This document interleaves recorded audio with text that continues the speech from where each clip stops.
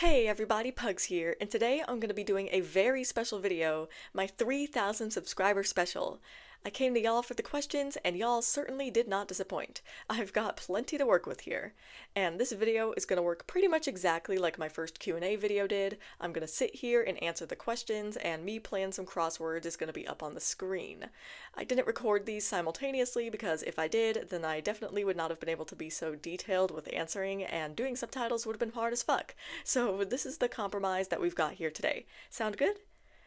Well, before I jump right in, let me just go ahead and say my big ol' thank you to everybody who's been a part of this, whether you're a subscriber, whether you recommended my channel to someone, whether you asked a question. I love all y'all. This video literally would not exist without you.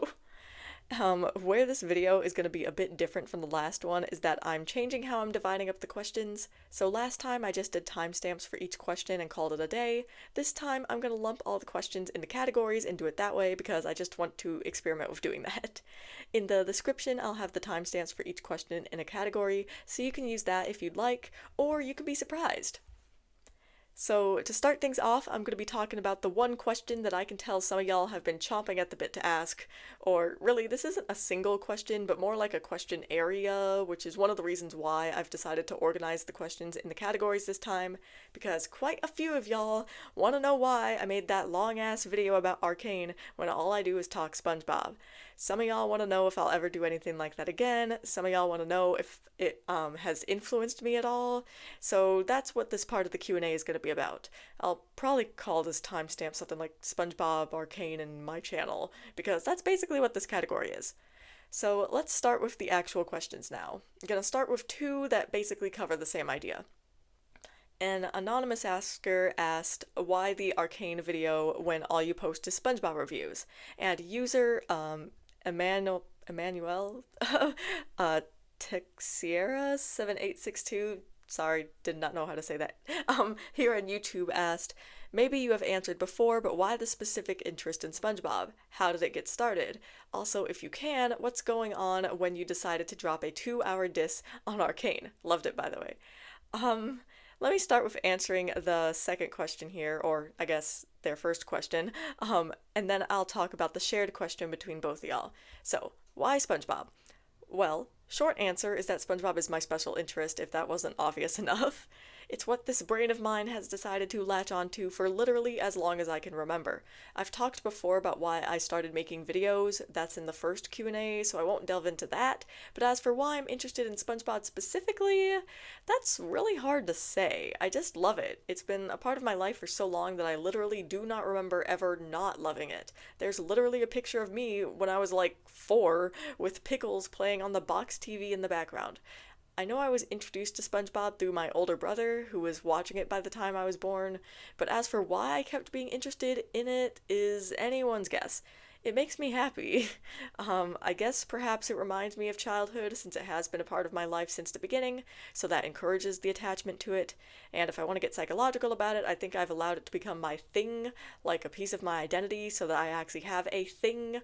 So yeah, I don't know. I can't really put into words why I love SpongeBob. I can explain why I've decided to make videos about the show, but I can't get into that reason for my love in the first place. It's just a part of me in my life now.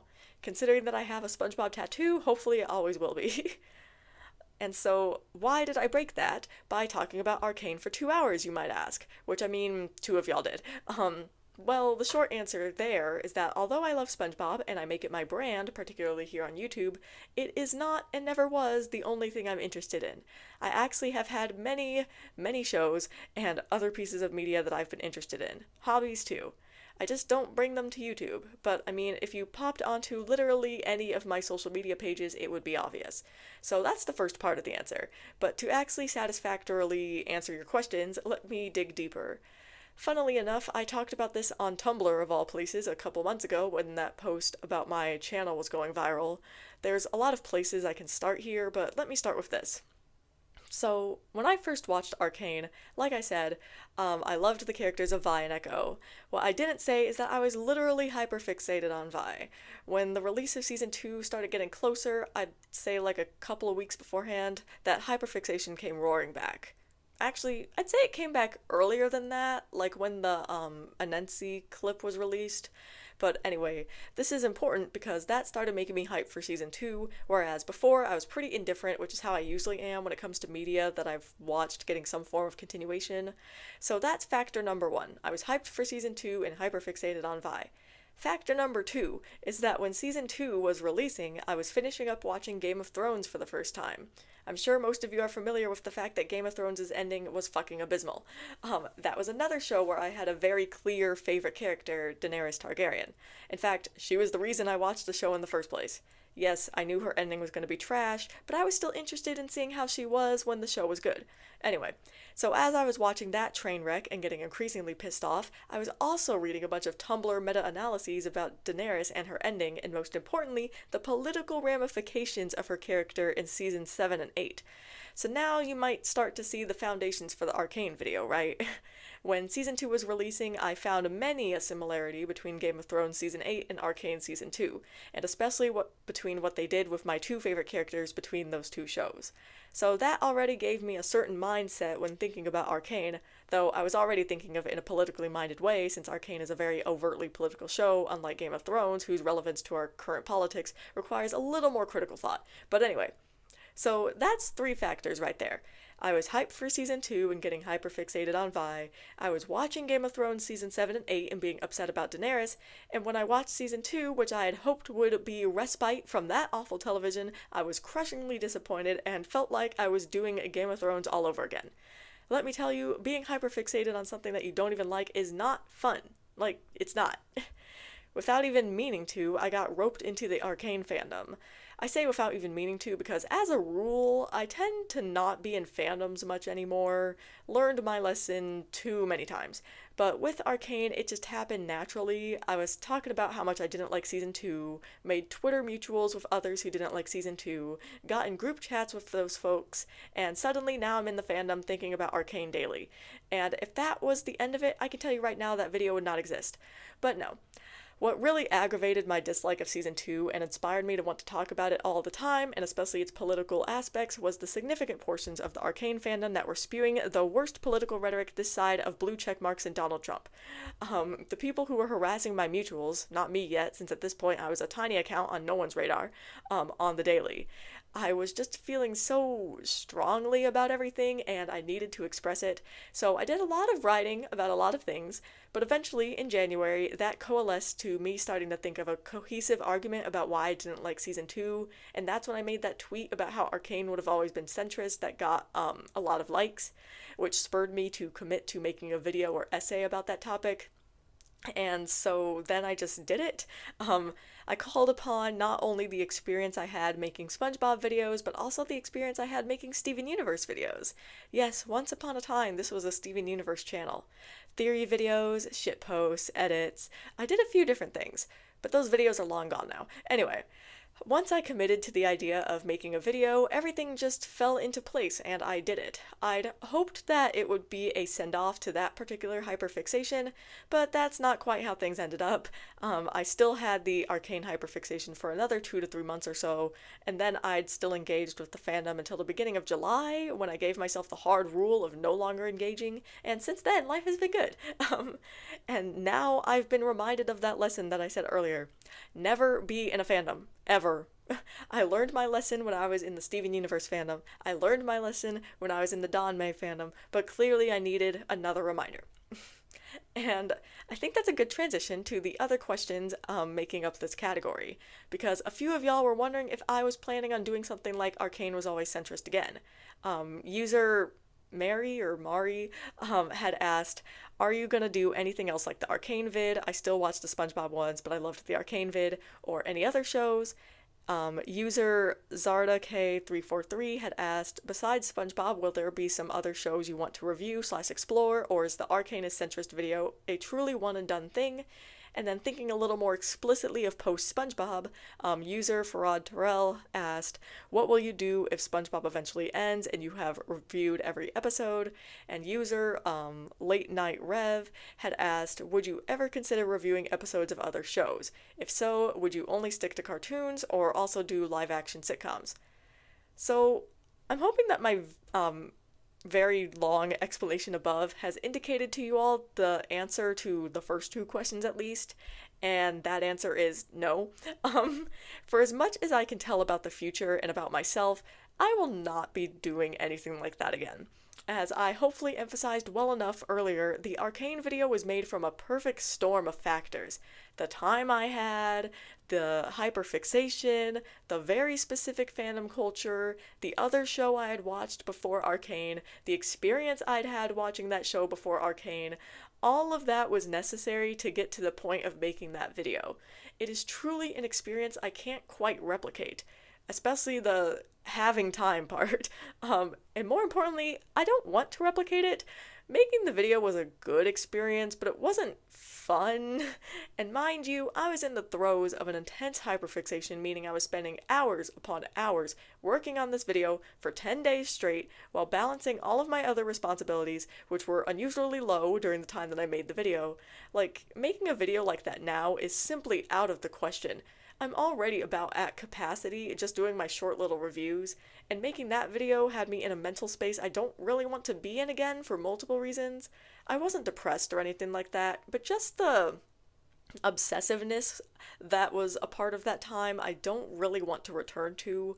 I stand by everything I said and did post making the video, but I don't want to go back to that either. And knowing myself, if I were to ever make a video like that again, I'd be right back in that space, because that's the only way I could be motivated enough to make a video that intense and long. A critical video, at least. A positive video would theoretically have me in a better place, but I mean, that's the purpose of the SpongeBob videos. But what about when I'm done with the SpongeBob videos, as Farad Terrell asked? Well, that's a good question. I've talked about this before in the previous Q&A, but might as well revisit it again. To be honest, I don't know what I'll do. I mean, I'm a long way off, like 2 years at least, I'm sure. It's possible that I'll go over the spin-offs. I still need to work on catching up with the show in the first place. Like, I've been working on watching season 14, but it's slow going. There are some topics about SpongeBob that I wouldn't mind covering in a video that I have written down somewhere, like the sexism topic that at this point I've made a running gag out of never getting into. Maybe I'd actually make a video about it, or maybe I wouldn't. Right now, I'm in a transition period of my life. I'm in grad school, I graduate in December. Following that, if all goes well, I'm going to be a working professional. Who knows what my schedule for making videos will be like then. So I try not to concern myself with what comes next, not right now, but I can tell you that it probably won't be a bunch of video essays. Maybe it won't even be anything, but let's not worry about it now. For the last question in this category, another anonymous user had asked, has the success of your Arcane video influenced how you make your normal videos in any way? That's actually a good question. I like it. The success of the video definitely has not influenced a thing about my videos. I don't really care about numbers. Like, it's nice to see an increase, but I truly don't even look. I don't look at views or likes. The only thing I really pay attention to is subscriber count, and that's because it's like the first thing my eyes go to whenever I look at my channel. The content of the Arcane video, however, I think has had some ripple effects for the SpongeBob reviews. I mean, really, it's the SpongeBob reviews that influenced the Arcane video, but I'd say since making that video, I am more likely to take an analytical or meta-analytical approach to reviewing the show. I already did that, of course, but it might be something I think about more now, or I'm better able to explain what I mean when I do. But yeah, other than that, my videos are quite literally the exact same as they were before. Wow. That was a lot for this category and these questions. I probably won't be as yappy about the other questions, but I had a lot to say for these. Let's move on. Let's talk about music. I need something light after all that deep talking. So, an anonymous user asked, what are your favorite bands, Rap Collective 2, single artists, albums, or songs of all time? And at Xanderland Studios asked, who are your top 5 music artists / pop stars, and what type of music do you enjoy listening to often? I talked about music a couple of times during the previous Q&A, but for one thing, these questions are asking something different, and for another, some of my favorites change often enough that answering this question 10 months later means I'm going to have some different responses. I'll just answer all parts of both because why not? I love talking about the music I like. Let's start big.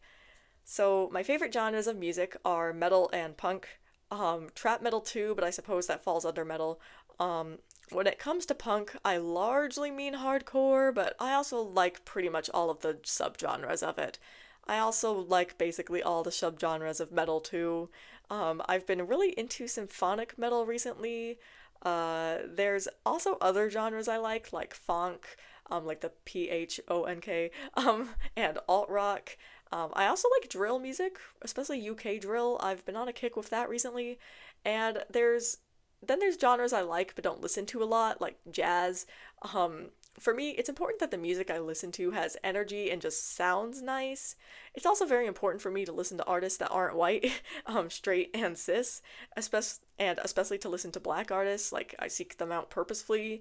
Um, I generally give any music a chance, but I do stay away from country and folk. The vocals of country turn me off, and folk is just kind of meh to me. I also don't really listen to pop at this point, like at all. I tend to listen to new music because I like supporting active bands because new stuff is good, not that old stuff is bad. I also just listen to smaller artists in general, mostly, I mean, partially because I listen to genres that aren't as mainstream popular, especially when you get like deep into the weeds of them, and also because I do try to listen to artists who might have a political message, and that's not usually mainstreamly acceptable. Um, Anyway, so favorite artist. That's so hard. In general, I'm the type of person to have very particular things that I love, and then I just kind of cycle through everything else. Kind of like how I love and adore SpongeBob and Dragon Ball, and then everything else comes and goes. My music artists are the same way. The two artists that have been consistently at the top of my Spotify for the past few years are Baby Metal and Scarlord. Other artists I still actively listen to that have stayed the course for a while are Jer and Pink Shift and Wife Patrol and Bob Villain. I've got more, but this response needs to be relatively concise. And then some artists I'm really loving right now, like discovered in the last few months, are Flesh God Apocalypse and Bloodywood. I've been listening to Bloodywood off and on for a year now, but whatever. Most of these artists I've listed are bands, but Scarlord and Jer, at least kind of now, are single artists. As for favorite albums, oh god, there's so many I can say. I've been loving Shadow of Intense Imperium Delirium a whole bunch. I really like Flesh God Apocalypse Labyrinth. Bothered slash Unbothered by Jer is for sure one of my favorite albums of all time, and they're releasing a new album this month in August, so I'm super excited for that. The Cold Sun by Loathe is also very good. The Great American Novel by Proper and Love Me Forever by Pink Shift are also favorites. Morningside by Swimming Tapes. Only Self by Jesus Peace. Even like American Teen by Khalid. I used to really be into Khalid and I still love that album. There's really just so many. Hopefully this is enough info for both of y'all asking me about music. As you can see, I can really go at it for a while if you let me. Next category up. A few of y'all were wondering what I like outside of SpongeBob. Um, at the SpongeBob guy 01 asked, what shows do you like besides SpongeBob? At Quixotics was a bit more specific, asking, what are some other cartoons you enjoy besides SpongeBob? This is another question I answered during the last Q&A, but I don't mind going over it again, especially because last time I only talked about live action TV and not cartoons, so I'll go over both. So starting with live action shows, my favorites are The Blacklist, Bones, and Doctor Who, specifically the 2005 revival and beyond. I mean, Doctor Who has pissed me off lately, but I've also been rewatching it recently and I still think it's a favorite of mine. And The Blacklist and Bones are my propaganda shows of choice. I was also a huge How to Get Away with Murder fan back in the day. I think I need to revisit that show. I don't watch a lot of TV nowadays, to be honest. A few years ago, I watched the C-drama Rui's Royal Love in the Palace, and I loved it. I was also watching the show that preceded it, Empresses in the Palace, but they didn't have English subs all the way to the end, which is a shame. Um, as for cartoons, again, haven't watched many new ones in a while. I adore Castlevania and Castlevania Nocturne. I think I need to do another rewatch. I already watched Nocturne season 2 like 3 times, and I rewatched the first show earlier this year. Anyway, some other animated shows I like, well, Dragon Ball and all of its associated media, of course, that's a given. I remember loving Full Metal Alchemist Brotherhood. I need to revisit that. I enjoyed Kill la Kill and Kakegurui. I just really wish they were with adults and not high schoolers. Okay, I keep listing anime. I don't know why. It's not like I exclusively watch anime. I liked Amphibia when I watched it. I'm a big Scooby-Doo fan, generally speaking. Haven't tapped into that franchise in a while, though. Uh, I mean, I certainly enjoyed Avatar: The Last Airbender. Yeah, I keep listing things that I've watched rather than am actively a fan of because that's kind of how I approach media for the most part. I watch them, I like them, I might retweet or reblog art and discussions about it, but I'm not super engaged otherwise.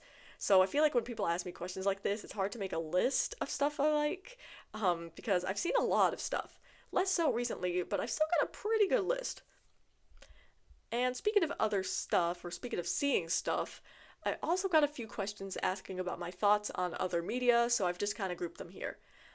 At Melody Pants 56 had asked, what Nicktoon is, except SpongeBob, the best, the blandest, the worst, the underrated, and the overrated, in your opinion? That's a good question. Or multiple good questions, actually. So I decided to pull up a list of Nicktoons so I could answer. Looking at this list, I'd say, other than SpongeBob and its spin offs, of course, the best Nicktoon to me is probably Avatar. That feels like such a bland response because everyone says that. I always liked Danny Phantom, Jimmy Neutron, and Fairly Odd Parents. Um, Blandest Nicktoon, probably The Loud House. I just thought it looked boring. I don't know what you want me to say. The worst Nicktoon, I'm not sure. I know people hated on Sanjay and Craig and Fanboy and Chum Chum and Breadwinners back in the day, but I haven't looked at those in so long. I don't want to pass that kind of judgment. So I'll go with Planet Sheen. Underrated?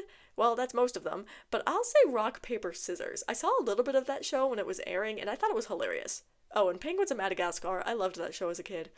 And then overrated. There's only two Nicktoons that I could possibly call overrated, and those are SpongeBob and Avatar, and I wouldn't say either of them are overhyped for what they are, so I'll say that there aren't any overrated Nicktoons in my opinion. Alright, I think that answers it. Thanks for the question. The other question I put in this category comes from at SpongeCritAFan, who asked thoughts on Luke Vaughn's SpongeBob reviews if you've seen them. Okay, so I fear I have never seen this guy's reviews. I'm sure they're alright. I don't really watch other SpongeBob reviews, or cartoon reviews in general now, just because that's not what I watch on YouTube, and also I feel like that's a recipe for comparison and all of that, but mostly the first reason. I'm pretty secure in my reviews. But yeah, sorry friend, I've never seen this guy. I have no plans to. That really is not what I watch on YouTube at all.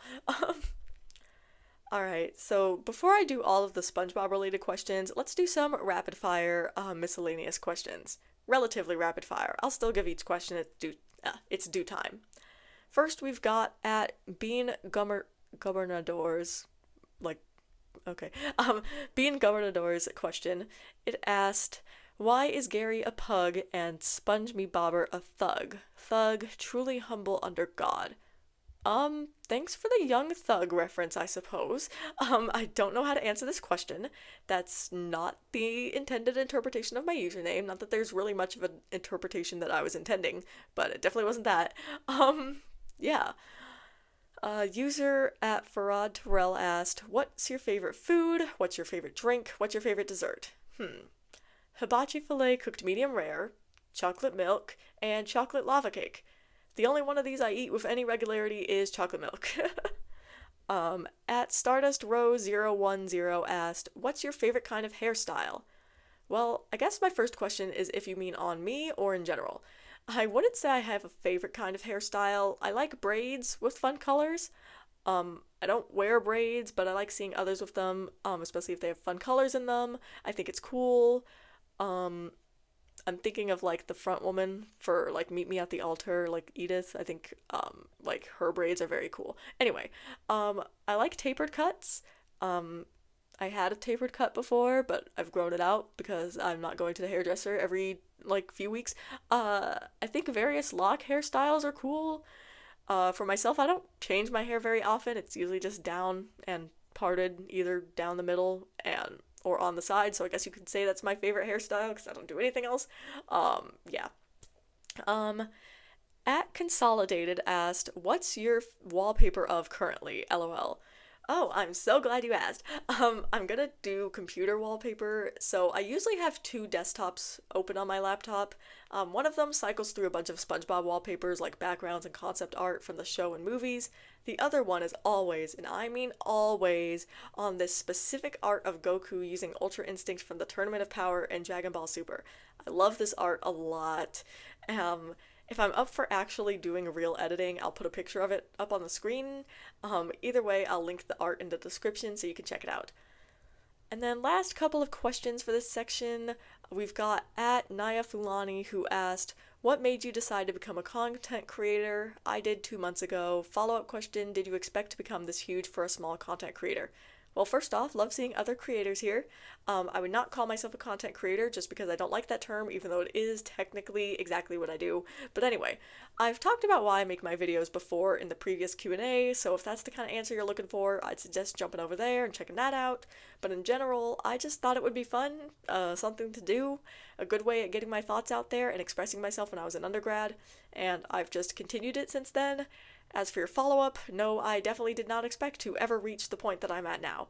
I mean, the Arcane video blowing up, which is the reason why I've got 3K subscribers, let's be real, is not something I ever thought would happen. Yeah, I figured I'd probably get more views than usual, but also I didn't really think about the response I'd receive, like, at all. And I definitely didn't expect people to stay around for the SpongeBob videos, but also, even before the Arcane video got big, I had more of an audience I thought I'd have, so that's pretty cool. Alright. And then I wanted to end with all the SpongeBob related questions that I got, not counting the ones that also had to do with the Arcane video or my reviews in general. So there's quite a few of these, meaning this is probably going to be another sizable section. Let's see. First question I've got here is actually one that someone I know in real life asked me, so I'm adding it here too. He asked, what video game would the main SpongeCast play? Man, that is a hard-ass question to answer, given that I'm not a gamer, and you know that, but anyway, so I'll do my best to answer with games I know or have played. So I was talking to someone on a Discord call when I was writing up the script to this question, and the first thing he said was that Sandy would play solitaire. I agree with that, but I think more importantly, Sandy would play poker. Texas Hold'em varieties specifically, but I also could see her getting down to some stud poker.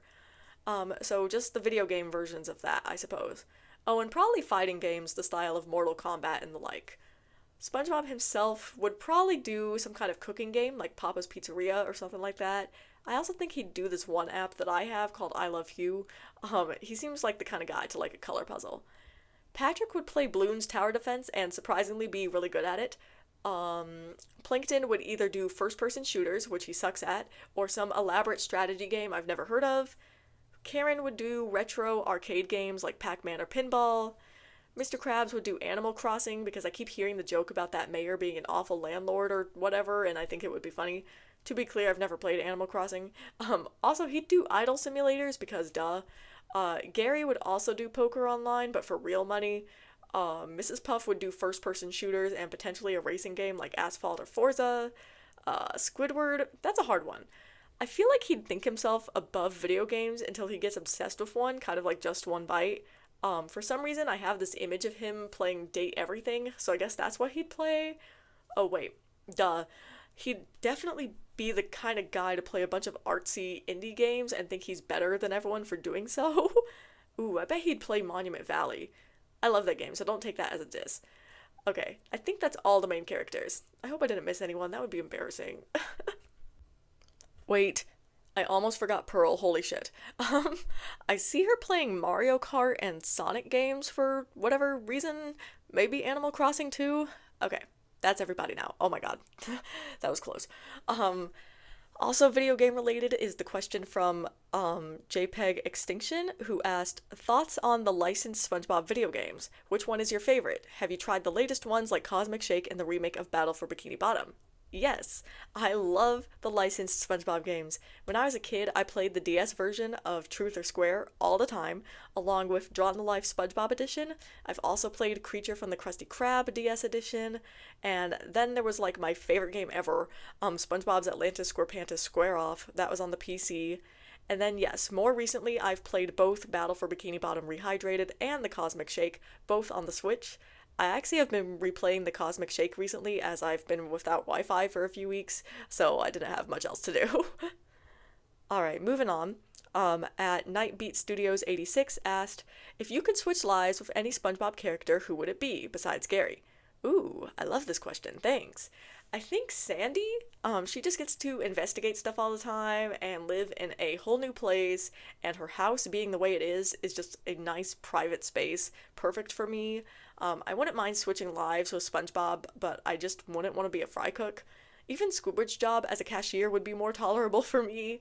I really wouldn't mind switching lives with any SpongeBob character because what matters most is that I'd be in the Bikini Bottom environment, and that's a great world to live in. At Let's Get Out of Here 1234 asked me a few different questions. First, they asked, which incidental characters are your favorite? Tom and Fred, easy. Second, what's your earliest specific SpongeBob related memory? You know, I can't quite recall. I've been thinking about it, but I really don't know what my first one is. And I don't have a lot of very specific memories from childhood related to SpongeBob. I think the earliest I can really sit and give you details about is from when I was maybe 10 or 11. Honestly, it could have been anywhere between 9 and 12, but I think 11 is the golden age here. But I remember this so well because it's also essentially the first time I cursed. I was at camp talking to this dude about SpongeBob, and this is back when opinions on modern SpongeBob were very negative, and so he was talking shit about modern SpongeBob, and I wanted to fit in and commiserate, so I joined in too, and he was like, do you mind if I cuss? And I was like, no, so he started cussing, which meant I started cussing. So yeah. Can't even remember your name, man, but you're the origin of my sailor mouth today. Let's Get Out of Here 1234 also asked, if you could reach through your screen and grab anything from the SpongeBob world to borrow, which 3 things would you pick? Everything will regenerate back to normal next time you watch an episode, so don't worry about consequences. You get to keep the items for as long as you want. That's hard. I want to try Krabby Patty, so that's one. A hydrodynamic spatula would be cool if it could carry me around like SpongeBob, so that's another. And then third, Mermaid Man's utility belt, I suppose.